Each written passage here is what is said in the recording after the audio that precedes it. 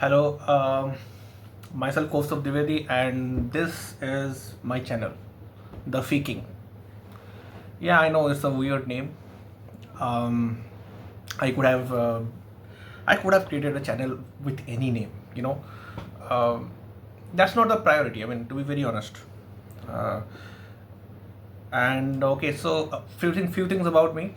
Um, if you are wondering, anybody. So myself, as I said, myself Kaustav Dwivedi. I am from Cuttack, Odisha, and I have completed MSc as of 2023.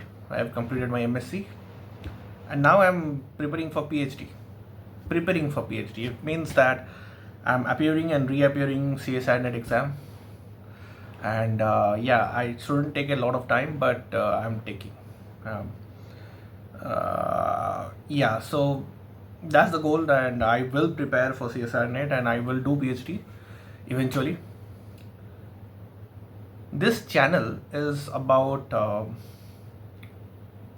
sharing bits about quantum mechanics or sharing bits about. Currently, I will only make video on quantum mechanics until I am satisfied. But the goal of this channel is not that to tell you only thing about quantum mechanics. It's like about I might cover a lot of subjects. Like maybe someday I will feel like I want to teach classical mechanics. Maybe someday I will feel like I want to teach statistical mechanics. Maybe someday I will feel that okay, I want to teach you 12th physics. It can also happen. I mean, I don't right now. I don't think like I should teach 12th physics because I already teach 12th physics now, and so yeah, it's currently for a month or so. I Not a month. I think for maybe 2 months, I'll upload quantum mechanics videos, and I would prioritize making quantum mechanics video because for me, from where I come from, when I go and teach the subject, it is a kind of revision for me. So as long as I'm appearing exams, I will teach you in a way that it is a revision for me. In 30 minutes or 40 minutes, I will try to cover whatever I can on the subject, and I will not try to dumb it down a lot because I see around, when I see people teaching quantum mechanics, uh, I feel that there is an attempt when they teach the derivations, there is an attempt to dumb it down. They try to simplify it for everybody's understanding. Well, let's be honest. Quantum mechanics is not for everyone. If you don't have the intuition, you don't have the understanding.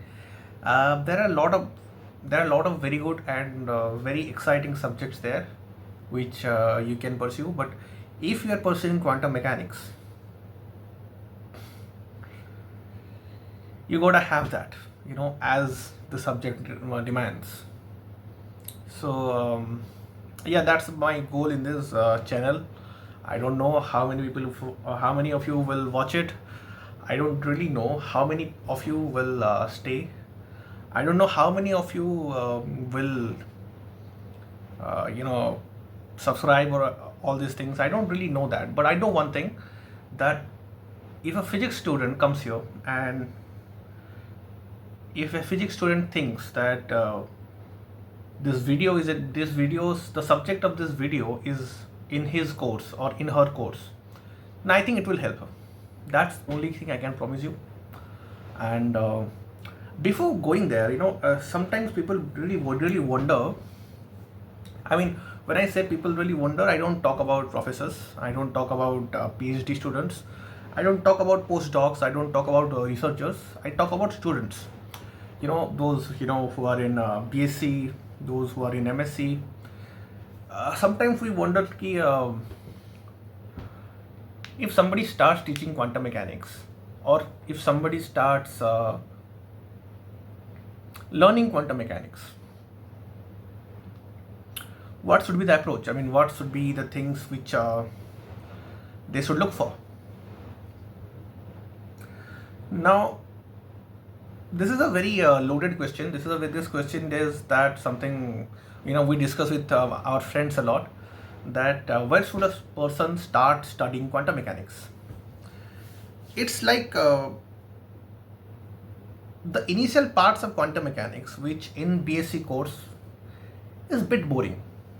Why I say this boring is because, okay, let's say there are three parts of quantum mechanics. Okay, one part is of when how Max Planck discovers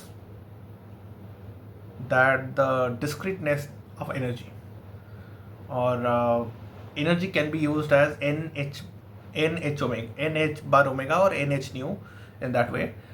That came in 1900 or maybe 1897 or 1900 something it came. Before that, when you study something called black body radiation, once you do black body radiation, you encounter something called ultraviolet catastrophe. When the ultraviolet catastrophe is studied by students, it comes under, and I think in my time it came in fourth semester. So when you study that completely, before that you already studied the atomic model, you really know how to do this kind of derivations, how to use statistical mechanics in some of the derivations. Maybe you haven't studied statistical mechanics, but you know how to solve these kind of problems because you already must have solved the Maxwell's velocity distribution. So this distribution way of solving it comes to our rescue when we study Rayleigh-Jeans law. Now, when you derive the Rayleigh-Jeans law of black body radiation, a part of you will feel that it is the flawless way. There is no chance that this is wrong. Physicists have a intuition towards mathematics. So what happens is sometimes when we see the math is correct, it means the physics must be correct. This is our approach. This is our approach towards life. Approach towards physics. And what happens is in the Rayleigh-Jeans law, when you see this theory fails to explain UV catastrophe, it is a very problematic state of affair, because at that point nobody knows what will happen. As a student who understands physics, from your perspective you have done everything. You are seeing, sitting in front of all this math and things, and you know that this is flawless. Where can things go wrong in this derivation? Now then Max Planck's derivation comes, and Max Planck doesn't do anything there. It's already solved by Rayleigh-Jeans. Max Planck comes and he just writes the formula of energy differently. They used an integration sign, Rayleigh-Jeans, and here Max Planck says, won't do it integration, we'll do the summation. So when you use integration, what happens is that you are taking energy to be continuous, and when you are adding n there, you are adding all values of n. So n0 will be included, n1 will be included, n1.5 will be included, n0.5 will also be included, the fractional values will be included, also the real values. Now Max Planck changed that. Max Planck said, let's say energy is quantized. Let's do that. Let's assume it. For a matter of fact, if I tell you, Max Planck wasn't very happy when this derivation came. His derivation came, because it is like Max Planck's derivation of black body radiation or the ultraviolet catastrophe, when he solved it, that derivation challenged every physics which he knew by that time. Max Planck used to be, in those time, I think he used to be considered one of the greats in theoretical physics. He was maybe the best in the world at that time. And you have spent all your life in studying some physics, and now you have discovered something which is proving to be experimentally correct. and that thing is disproving everything you have studied. I mean, Max Planck thought Max Planck was very sad, I think, in that time. And after that, once the Max Planck's derivation came, the physics like opened up completely. Like energy is quantized now. What can we do with this? How can we play with this? One of the very important discovery that later came in the field of physics was, I mean, a lot of things happened in between that, but it is the Albert Einstein who used that theory that energy is quantized to explain the photoelectric effect. Now, when we are studying quantum mechanics, I mean, this shouldn't concern you, right? Those who imagine quantum mechanics, it's like this photoelectric effect we studied in 12th, quantum of energy, this discrete netness of energy. Is it quantum mechanics? Is it what quantum mechanics is all about? The answer to that is yes. This is where the quantum mechanics begins. Once we found out that the energy can be quantized, that kind of changed everything. That changed everything and everything around in physics. Later came Rutherford, Bohr, de Broglie, all of these contributions you already maybe you must have known. But this is where quantum mechanics began. Now, I divide quantum mechanics in three parts. One is this part where Max Planck derives the solution of ultraviolet catastrophe. Then comes a bit boring part where you discover every atomic model, you study about it, you do the derivations of Sommerfeld model, that's a big derivation, and all of it is going on. Then you study something called wave equation. Now, when you study wave equation, there comes a wave packet, the derivation of wave packet. It is one of the most rigorous derivation that you will have to do in quantum mechanics. Now, people will ask, okay, is this where quantum mechanics begins? Technically, yes, but is it really where quantum mechanics begins? No. Quantum mechanics from Max Planck, quantum mechanics has started growing. But there is a point where quantum mechanics really started strengthening up. That point is when first de Broglie discovered, about de Broglie I'll tell you, it was his PhD thesis. This was his PhD thesis that the matter particle, dual nature of matter.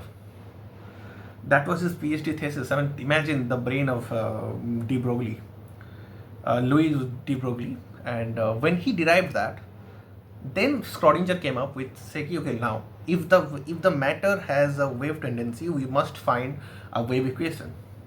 Now, this is exactly the point where the way we perceive quantum mechanics today, we can say this is the point where we know this as quantum mechanics, our quantum mechanics.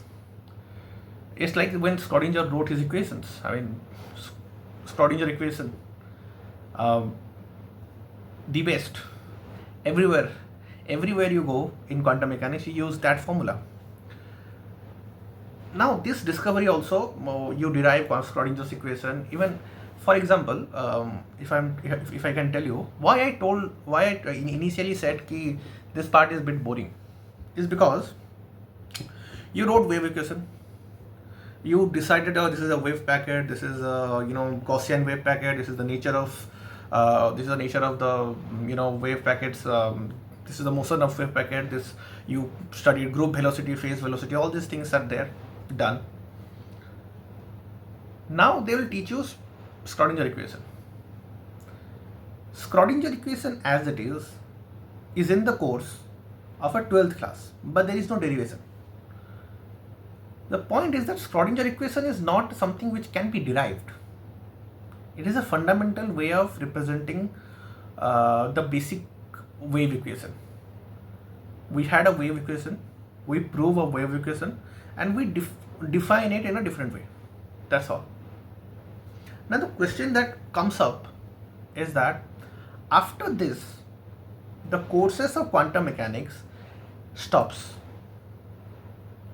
I'm telling you for a BSc student, and this is when they teach you Schrödinger equation, they don't take it further. They stop it there. Then they will go and tell you things like operators, eigenstate, eigenvalues, what are these, what is the degeneracy, what is a continuous spectrum, what is a discrete spectrum. Then they will talk about Hermitian operators, the properties of quantum mechanics, a lot of the properties that operators require to obey to be helpful in quantum mechanics. Those things are there. I mean, this part is a bit boring for me. I would say bit boring because it's interesting, but it's mathematically interesting. It doesn't hit you. Nobody you will see come out and say, "Oh, I was studying operators and it hit me very hard." It is very rare. Maybe when we study Heisenberg's uncertainty relation with using operators, maybe that is a point when people might say, "Okay, this is very good." Or there can be few moments where when you study the when you study the when you study how the orthogonality relations between operators, how they change, how operators commute, how the commutation of operators can lead us to some of the conservation laws. These things, when you study, these things might be interesting. These things might be exciting. But mostly this chapter of operator and it does not excite you that much. Now once you are done with this part, they will come up with the best part of quantum mechanics, which is the application of Schrödinger's equation. Now this is the part where quantum mechanics really tries to hit you. It's like it will take a sharpener and hit your head or hammer your head. I mean, it's like the best thing that you can study in quantum mechanics is when there is a barrier potential or when there is a step potential. Step potential has a potential, let's say V, and you are sending a particle which is less than the potential, which has energy less than potential. Then when you see that, the quantum tunneling, that is the moment what changes. I mean, it hits you. It like comes to you and hits you. Look, this is all your classical mechanics. This is quantum mechanics. In classical mechanics, this is a forbidden reason. But in quantum mechanics, there is a probability density that comes with this kind of phenomena. And when you mathematically see that, okay, there is a probability that particle may transmit into the potential, that will change your perspective towards quantum mechanics. And this is a moment where exactly what you would, after studying quantum, the step potential, the barrier potential, the attractive barrier potential, the step potential, every derivations of it. Once you completed that, once you studied the bound states, what these are, you will want to go back to the beginning and study operators all over again. Now this is the fun part of this, and there is the quantum mechanics doesn't stop at the applications on Schrödinger equation, because it goes further and further and further. A lot of things are there.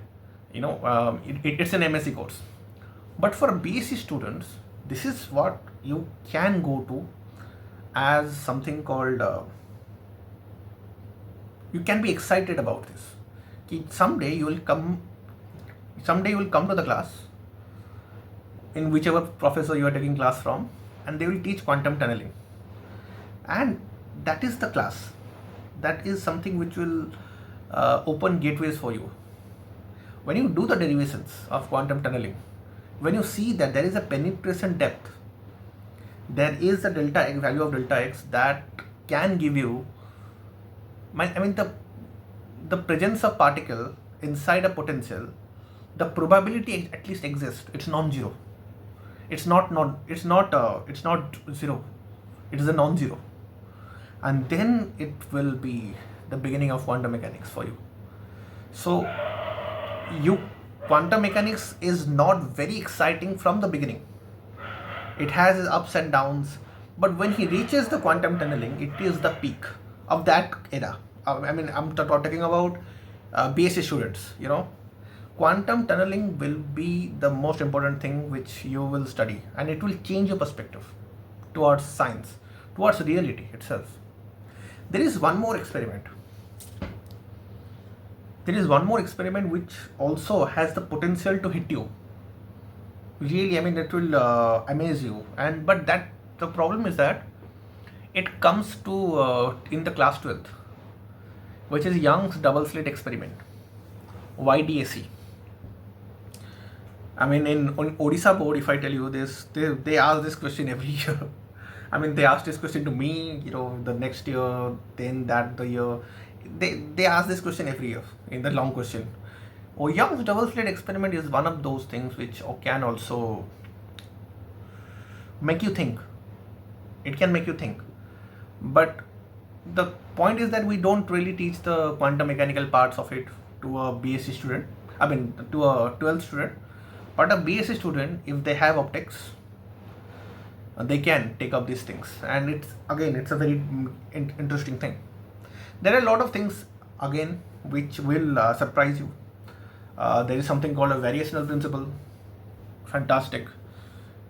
Scattering, there is a scattering in quantum mechanics. Fantastic. Then spin dynamics in quantum mechanics. Very interesting. Very, very interesting. But when you reach these places now, when you cross the Schrödinger equations application, you basically cross a very big threshold in quantum mechanics. It means that you know quantum mechanics. So then when you go to hydrogen atom, when you go to something like angular momentum, spin dynamics, or perturbation theory, degenerate, non-degenerate, time dependent, time independent, all of this, when you go to there, that is a bit easier because you already know quantum mechanics. The toughest part in quantum mechanics for a student's point of view is to stay excited while they are studying operators. So what happens is, those of you, there will be two kinds of students mostly. One is that who likes mathematics, who enjoys mathematics. Other is that they don't enjoy mathematics that well, but they want to study physics. That's why they do mathematics. I come in the first part. I genuinely enjoy mathematics. So those who enjoy mathematics, they will feel operator is fantastic, wonderful, and that is the easiest thing we are doing. And they'll if they teach you matrix, all those things there, and it's again more exciting there. But those who don't enjoy mathematics that much, those will feel bored when they study operators. So when I tell you this, I tell you this with a lot of responsibility that please, whenever in whichever university you are studying, study operators with a lot of patience, because this will lead you to the greatest things that your mind can understand, your mind can explore. And I hope I will teach you quantum tunneling here. Maybe I'll make a video someday. So about the videos, I'll tell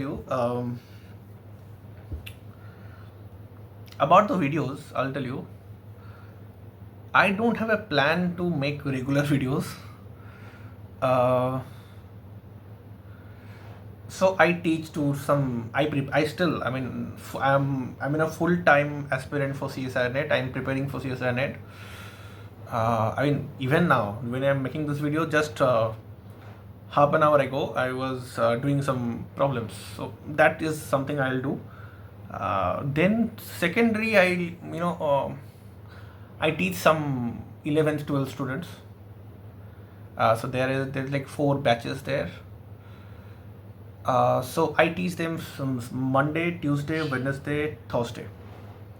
I'm free for Friday, Saturday, Sunday. So I'll try in a week. I will make one video at least, and I'll release it. Let's say Sunday or Saturday, maybe someday.